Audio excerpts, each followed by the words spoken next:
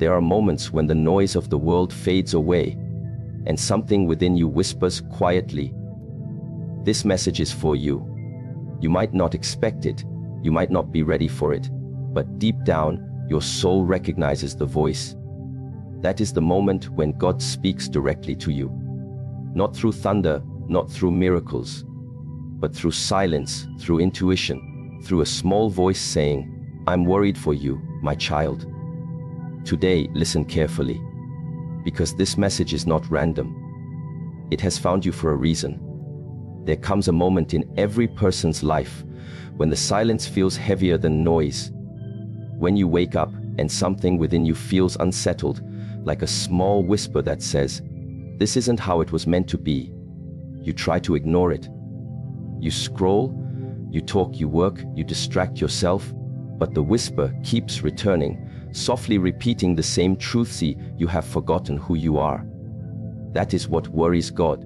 Not that you've made mistakes, not that you've fallen, not that you've lost your way, but that in all the chasing, comparing, and surviving, you have drifted away from the essence that He placed within you. When God says, "I am worried," it's not like a human worry filled with panic. It's a divine ache, the kind of concern that a creator feels for what he created with love. Imagine an artist who paints something full of light, color, and meaning, but over time, dust settles on it until it becomes unrecognizable. The artist doesn't stop loving the painting, he longs to restore it. In the same way, God is not disappointed in you. He longs to remind you of the beauty that still exists beneath everything life has layered upon you. There was a time when you were pure energy, when your heart was full of curiosity, gratitude, and quiet strength. You didn't question your worth. You didn't doubt your purpose. You lived with an openness that allowed you to feel both joy and pain without fear. You were connected to life. You were in flow. But then the world taught you things that your soul never needed. The world taught you to compete instead of connect, to prove instead of be, to fear instead of trust. Slowly, your identity became a collection of expectations. What others thought of you, what success should look like, what happiness should feel like. You began to forget the voice within that used to guide you effortlessly. And God saw it happening. He watched as you started to measure yourself by the wrong things, by achievements, by approval, by how many people noticed your light instead of how brightly it actually burned. He saw you trade authenticity for acceptance, truth for comfort, peace for speed, and still He waited. Because the divine never forces itself upon you. It waits patiently until you are ready to remember. Every disappointment, every delay, every heartbreak you've experienced wasn't punishment. It was the universe's attempt to bring you back to your center, back to the truth that you are more than your circumstances. When you forget who you are, you become restless. You feel like you're searching for something but can't name it. You try new things, you move, you change jobs, you seek love, you chase goals. But nothing truly satisfies you, because nothing external can replace the internal connection you've lost. That emptiness you feel isn't a sign of failure. It's a divine reminder that your soul misses home. God worries because you mistake that emptiness for meaninglessness, when in truth, it's an invitation. It's Him knocking at the door of your heart saying, "Return to me. Return to yourself." You may think you've drifted too far, that the light inside you has dimmed too much to be rekindled. But the truth is, the light never goes out. It only gets covered. You have lived long enough carrying labels that were never yours. Not enough. Too late. Too broken. Unworthy. And God looks at you, and He sees none of those things. He sees strength disguised as pain, wisdom hidden in wounds, purpose woven into uncertainty. His worry is not about your failure, it's about your forgetfulness.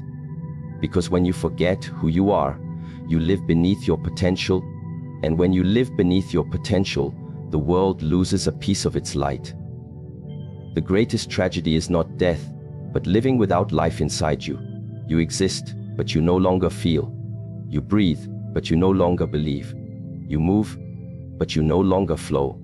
That's why God keeps sending you signs, not to scare you, but to awaken you. The sudden changes, the repeated patterns, the people who come and go, they are not coincidences. They are reminders. The discomfort you feel is sacred. It's the soul's way of shaking you awake. You think things are falling apart, but in reality, they are falling into place, into the pattern that leads you back to remembrance. When you look at yourself now, you may see someone who has failed, someone who doesn't meet their own expectations. But God sees a soul in transformation. He sees the fire that life has placed you through not as destruction, but as purification. He knows that sometimes you must be stripped of everything false before you can see what is real. He knows that sometimes losing yourself is the only way to find your true self.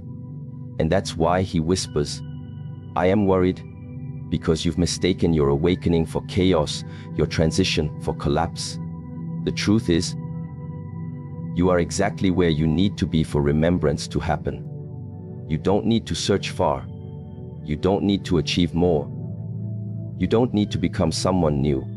You just need to stop running and start listening. The soul doesn't speak in noise. It speaks in stillness. When you quiet the world long enough, when you stop chasing the next thing and simply sit with yourself, you will start to hear that familiar voice again. It may feel distant at first, like an echo, but it's there. It's always been there. And when you finally recognize it, you'll realize that God was never far away. He was within you, waiting for you to listen. The path of remembering who you are begins with honesty. Honesty about the ways you've hidden yourself, about the fear that drives your choices, about the loneliness that hides beneath your distractions. You cannot heal what you refuse to acknowledge. You cannot return home while pretending you're already there. God's worry is that you've become too comfortable with pretending. Pretending to be strong when you're tired. Pretending to be happy when you're empty. Pretending to have faith when you've quietly lost it. But the divine doesn't need your perfection. It needs your presence. It needs you to show up as you are, even if all you can offer is confusion and tears. That is where transformation begins. When you say, "God, I feel lost," He doesn't turn away, He smiles. Because that's the moment you've stopped lying to yourself. That's the moment your heart opens enough for light to enter again. The first step back to who you are is not confidence. It's surrender. It's saying, "I don't know how to find myself again, but I'm willing." And willingness is all God needs to begin His work within you. He doesn't ask for perfection. He asks for presence. He doesn't demand strength. He offers it. Think of the seed buried in the soil. In darkness, it could easily believe it's been abandoned. But that darkness is not its end. It's its beginning. You too are being planted, not buried. The worry of God is not that you're in darkness. It's that you might give up before realizing the light you're becoming. He knows your potential even when you can't see it. He knows your purpose even when you feel directionless. And He knows that the same light that created galaxies also burns quietly within your chest. You just need to remember, every time you speak negatively about yourself, every time you think you are unworthy of peace or love, imagine how the Creator feels hearing His creation curse itself. You were made in His image. How could you ever be anything less than divine? Yet, you've allowed the opinions of others to define you. You've allowed your mistakes to name you. You've allowed your past to limit you.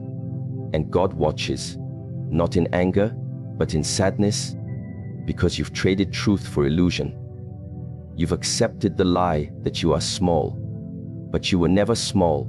The same force that moves the oceans and raises mountains flows through your veins. Remember the times you overcame what you thought would break you.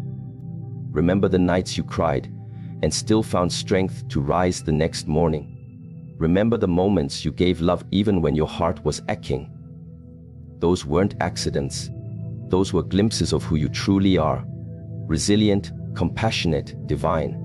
You think God has forgotten you, but He's been there in every silent victory, in every moment of courage no one saw. He has been whispering, "I'm still here. You still matter." When you start to remember who you are, you'll begin to see life differently. You'll stop needing validation because you'll understand that your worth was never up for debate. You'll stop chasing temporary highs because peace will become your natural state. You'll stop fearing endings because you'll see them as transformations. You'll move through life with quiet strength, not loud confidence, but the kind that comes from alignment. The kind that says, "I know who I am, and I trust where I'm going." God's worry is beginning to ease the moment you start to awaken. The moment you look at yourself not through guilt, but through grace. The moment you stop apologizing for being yourself and start honoring the soul He designed. You are not too late. You are not too lost. Every breath is another chance to remember. The universe itself is conspiring to help you return. The conversations you have, the books you read, the signs you see, the coincidences that repeat, they are all threads pulling you back to your true self. Pay attention. The divine works quietly but consistently. And when you finally stand in front of the mirror and see yourself with new eyes, eyes that see not just flesh, but spirit, you will understand why God worried. Because He saw your light dimming in a world that desperately needs it. But now, as you remember, that light grows again. And your awakening doesn't just heal you, it heals others too. Because when one soul remembers, it becomes a mirror that helps others remember as well. So today, take a breath. Not the shallow breath of survival, but the deep, conscious breath of presence. Feel life moving through you. That is God's reminder that you are still connected, still chosen, still loved. Whisper softly to yourself, "I am more than my fears. I am more than my past. I am the reflection of the divine." And let those words dissolve the noise, the doubt, the guilt. This is what God wants for you. Not perfection, not performance, but remembrance. To walk through life aware of your own sacredness. To look at others and see reflections of the same light. To live with the quiet confidence that nothing can separate you from what you truly are. When you remember that, the divine worry transforms into divine joy. Because the Creator rejoices when creation awakens. And when that happens, when you finally return to yourself, you'll realize that God was never far away, never silent, never absent. He was within you all along, waiting patiently for you to remember. Waiting for you to stop running and simply say, "I am home." But that is the moment the universe exhales. That is the moment heaven smiles. That is the moment you become whole again. Not because you found something new, but because you finally remembered what was never lost. There comes a point in life when silence becomes uncomfortable. We fill every empty moment with noise, music, scrolling, talking, planning, worrying, as if silence itself is something to escape. But it is in that silence where God speaks the loudest. When the distractions fade, when the voices of the world grow quiet, that is where His voice can finally be heard. And yet, most people no longer reach that stillness. They move from one thought to the next, one problem to another, one desire after another, without ever pausing to listen. That is why God says, "I am talking to you, but you have stopped listening." You see, listening is not just the act of hearing. It's the art of presence. It's not about using your ears, it's about opening your heart. You cannot hear God when your heart is closed. You cannot recognize His whispers when your mind is crowded with fear, worry, and noise. God speaks through many forms, sometimes through words, sometimes through silence, sometimes through loss, sometimes through unexpected blessings. But when you are consumed by the noise of life, you miss the subtle language He uses. We live in a time where people constantly seek signs, miracles, and proofs of divine presence. Yet, when the sign arrives, they dismiss it as coincidence. When the miracle unfolds quietly, they overlook it. When life shifts direction unexpectedly, they call it misfortune instead of guidance. God says, "I am not silent. You have simply forgotten how to listen."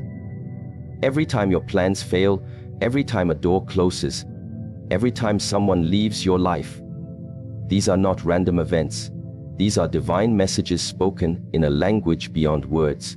To truly listen, you must become empty. The ego loves to fill space. It loves to analyze, label, and control. But the divine voice doesn't compete with noise. It waits for stillness. When your mind is full of noise, there is no space left for divine wisdom to enter. The greatest act of faith is learning to be quiet enough to hear what your soul already knows. You don't need to shout your prayers to be heard. You don't need to chase God across the heavens. You only need to be still long enough for His presence to rise within you. Listening to God doesn't always come in moments of peace.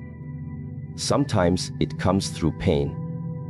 When life strips you of what you thought you needed, when the things you depended on fall apart, that's when His voice becomes clearer. Because in your brokenness, your resistance weakens.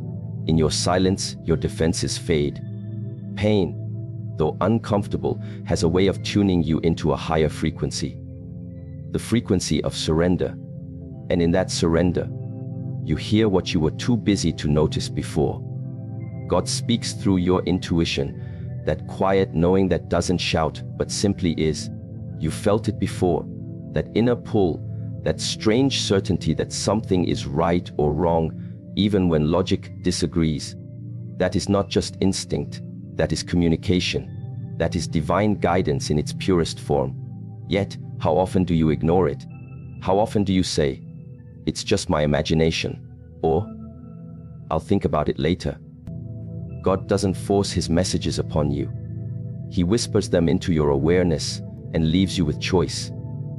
And when you ignore them, life becomes louder until you have no choice but to listen. That's why challenges appear.